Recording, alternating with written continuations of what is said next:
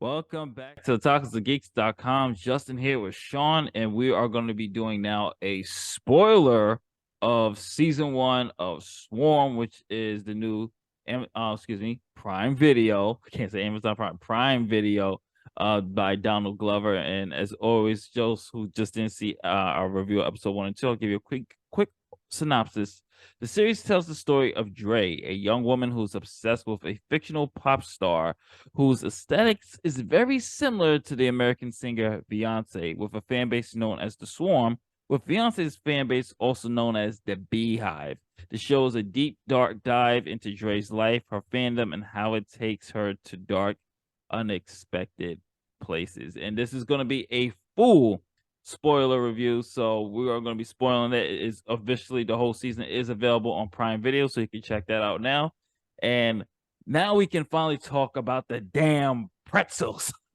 I mean, the pretzel episode isn't even the worst of it all. Like, No, it's not. I think like the pretzel episode was more funny than it was like bad. I think like there's some real deep dives into how crazy this girl. Like, it was psychotic. You feel bad for her, but then you're just like, wow, this is nuts.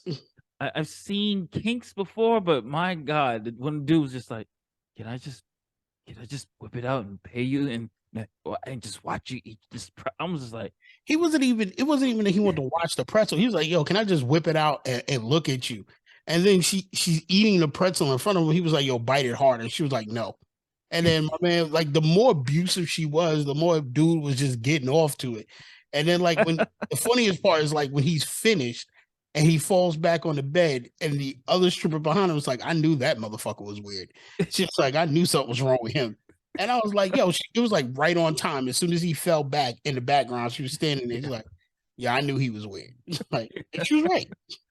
so just we had to address what the pretzel scene was, because a lot of people was watching episode 2's review, and I had people hit me. I was like, "What's the pretzel scene?" It's like, well, just watch the show, you'll see what the pretzel scene is. But I hate when yes, people do that. Like, what's the pretzel? Like, watch the show. I'm not going to tell you. Just go watch. yes, I need you to be as surprised as I was. exactly. But I mean, this show psychologically, I mean, this was such a great allegory for the Beyonce Beehive fan base, and I guess just fandom in general, of how certain people, a very small percentage of people, because I want to put everybody in this. Obviously, not all Beyonce fans are like this, of course. A very small percentage of people on this planet are celebrity obsessed, and this was such a deep dive of what happens when someone goes to that lengths of being and tapping into the darkest parts of the celebrity obsession. Like this girl, Andrea or Dre, was literally going around killing people who did not like this woman's music. Like, how deep and insane can you be? It's not even, it goes far beyond that. She was, if you said something about her on Twitter, if Yeah, you said anything in front of her, if she, the first question she would ask before she went after you was like, who's your favorite artist? yeah. Like, and it was just like, you're not gonna know. You're gonna be like, oh, blah blah blah, and then she's just like, yo, you gotta die, just because, like, yo, She didn't she mention was the Naja. extreme. Yeah, she was the extreme of it all, and it was just like from episode. I think what really pulled it together was episode 6, Mm, when it was like, if anybody's ever watched Atlanta, when they did like a kind of mockumentary of the goof that sat in the corner, they get something similar to it, but it was made to look like a real. I shouldn't say it was made to look like it. It looked like this was snatched from real headlines because yeah, Donald Glover used his real name. The actors all used their real names for the episode. And the only thing I think that was acting like played up was the detective in that episode. yeah. And that was it. Everything else was they were explaining what was going on, how they came up with the idea. They're on the red carpet talking about it. I forgot what award show that was. They were talking about the whole thing. But episode 6, and I know we're jumping back and forth with it, Mm. episode 6 really brings the entire season together. Like, it starts to make sense because you see the reality of what was really going on. I feel like you watched all the episodes before this from the viewpoint of Andrea. Yeah. And when you get to episode 6, you see it from the actual viewpoint of what was going on. and how she had been getting away with everything for so long.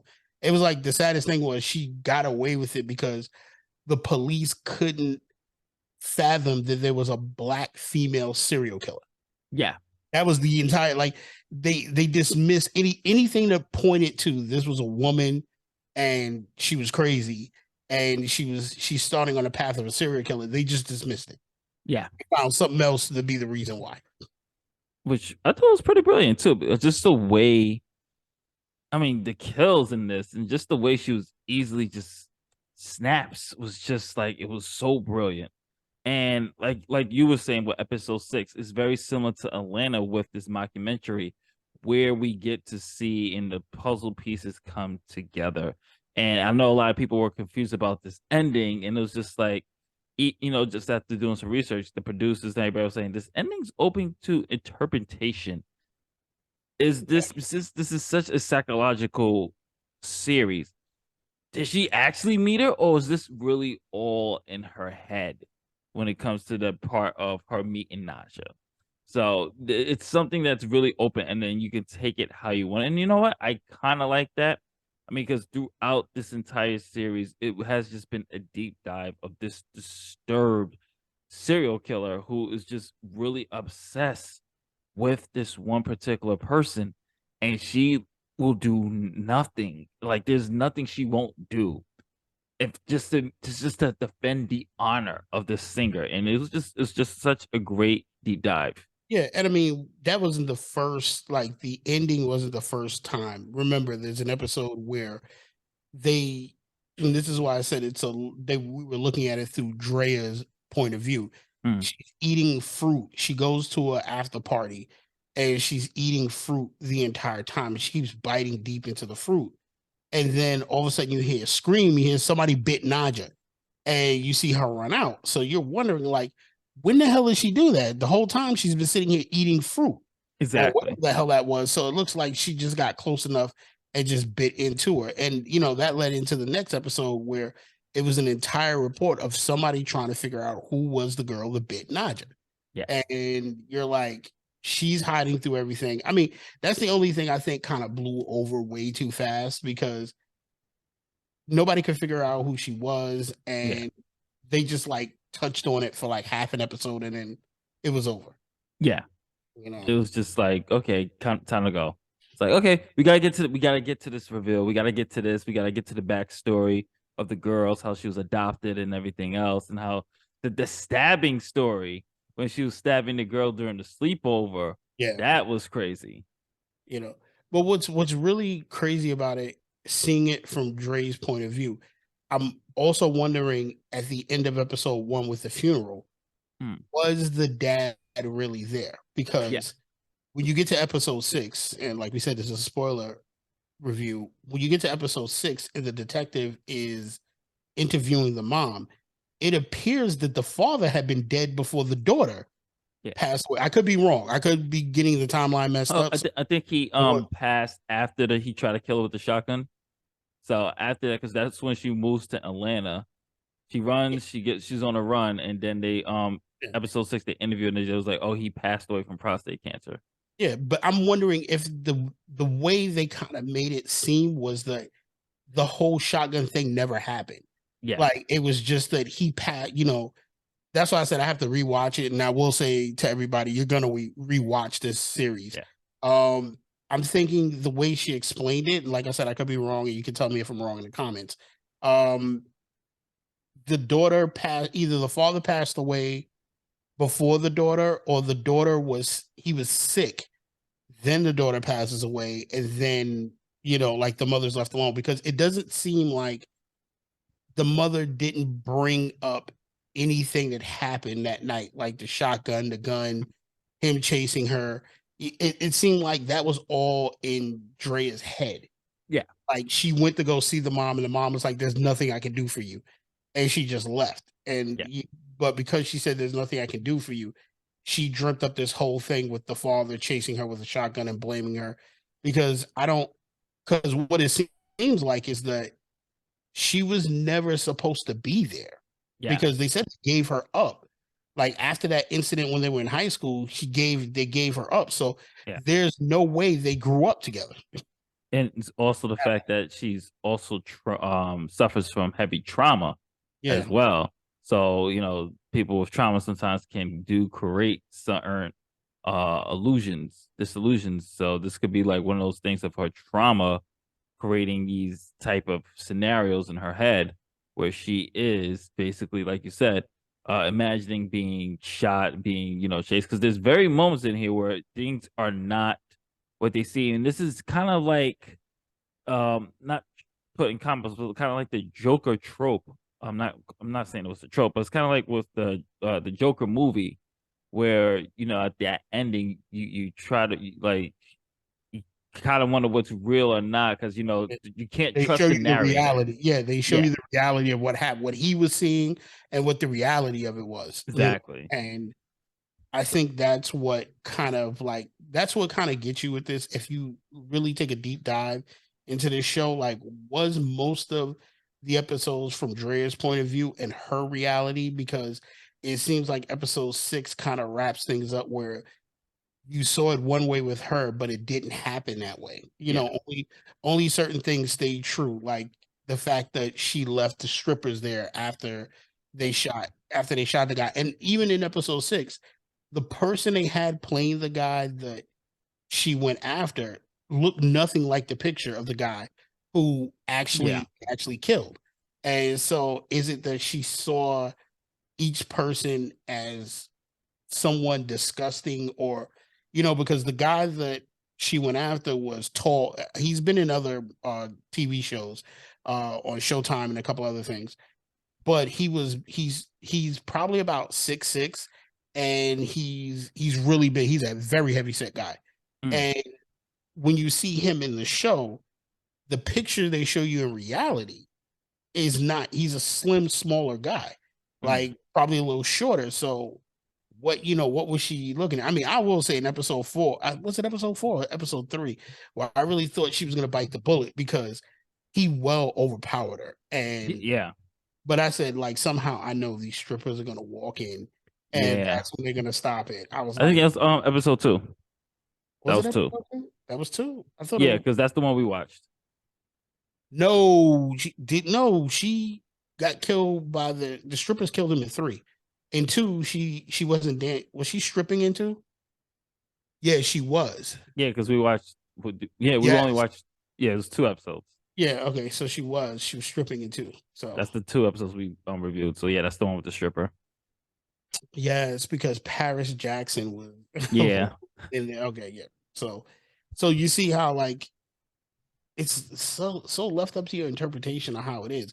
My interpretation was that we were watching the first 4 or 5 episodes from the point of view of Drea and Yeah. what she saw. Because the only running theme they had was that uh Chloe Bailey's character was having the same issues that eventually, when you get to episode to the last episode, that Drea, who now goes by the name Tony, then Yeah. is having the same episode with her current girlfriend, that she doesn't take money seriously.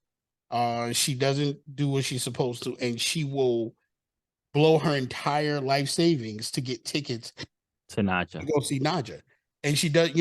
It's kind of a good wrap up because she does it in the first episode, Yep. and then she does it again in the last episode. Yep. Call back. You know, Full so circle. and both times, 2 different situations. Both her sister and her girlfriend were unavailable to go deal with it. I think the girlfriend was a little harsher with it, Yeah. you know. And I was like, the whole time, I was like, yo, you don't know who you messing with. This chick will kill you. Like, And she did. yeah, like, And burnt the body. yep, like it was a Viking funeral. Yes. I was like, well, damn. It was just like this, like totally unhinged. Like it's like, wow. Yeah. I mean, what are your thoughts from the first to fourth episode? Because that's how I just saw it. Like, well, I have to agree with you with that because what made it for me think that this is basically a warped reality or just really we're in just basically her perspective is the fact of with the cell phone.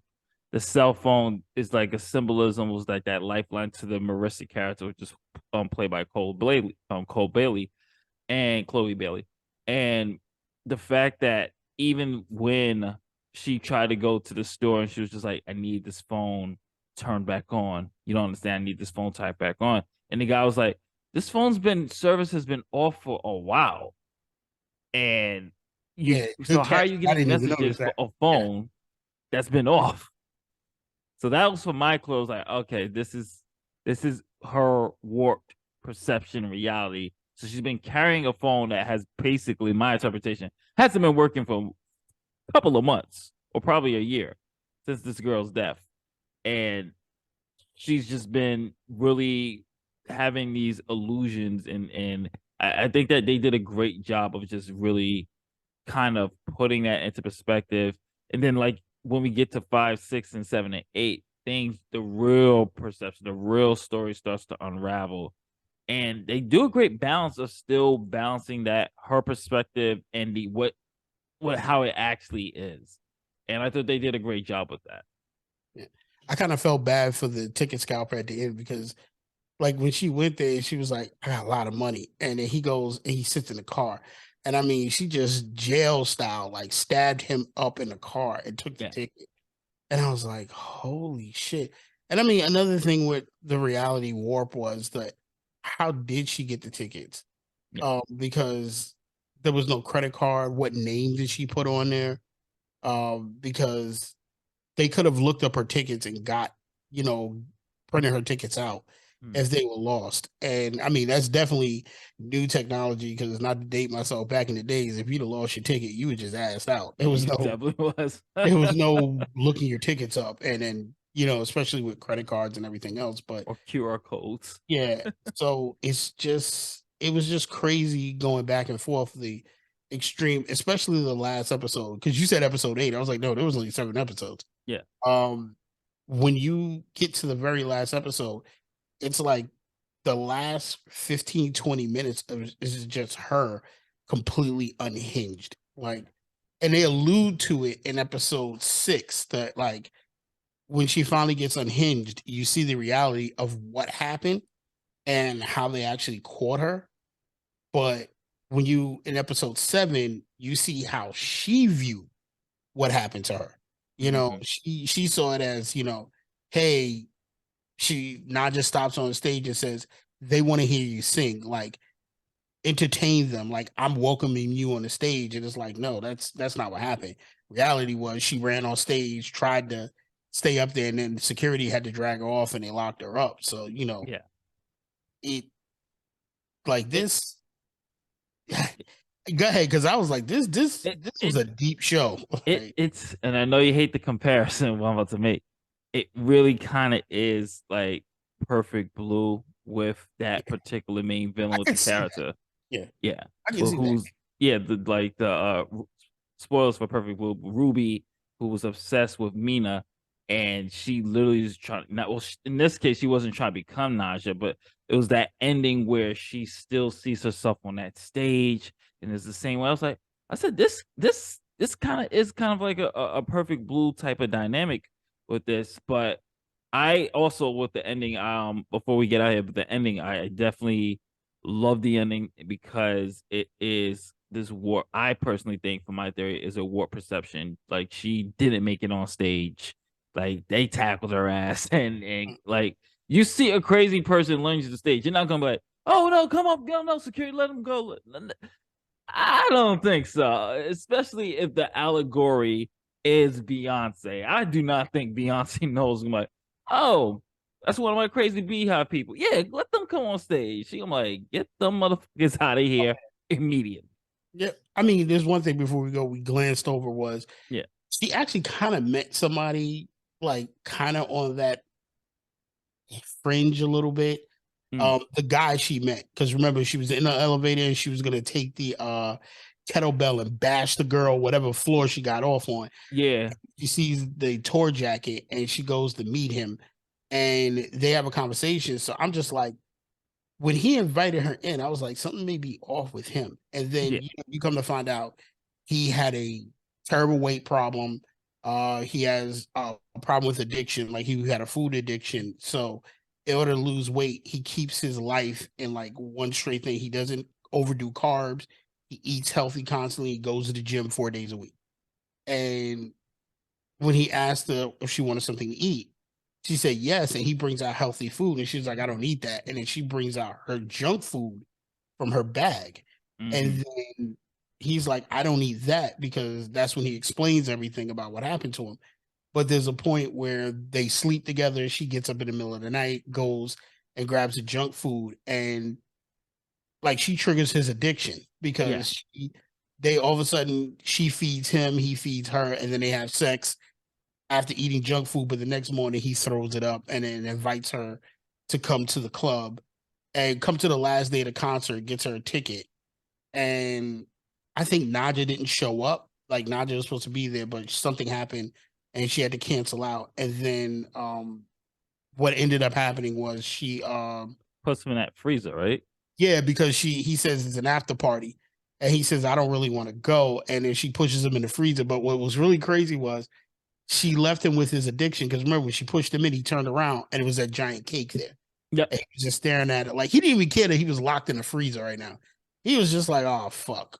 This cake. This cake. Like so I think like it was just there. I mean, to say spoiler free, there's too much that happens in every episode for us to actually get to break down each single episode. I mean, if you want us to break down every episode, leave it in the comments and we could definitely come on and break down any episode, or anybody who wants to have a live discussion about how crazy this series was.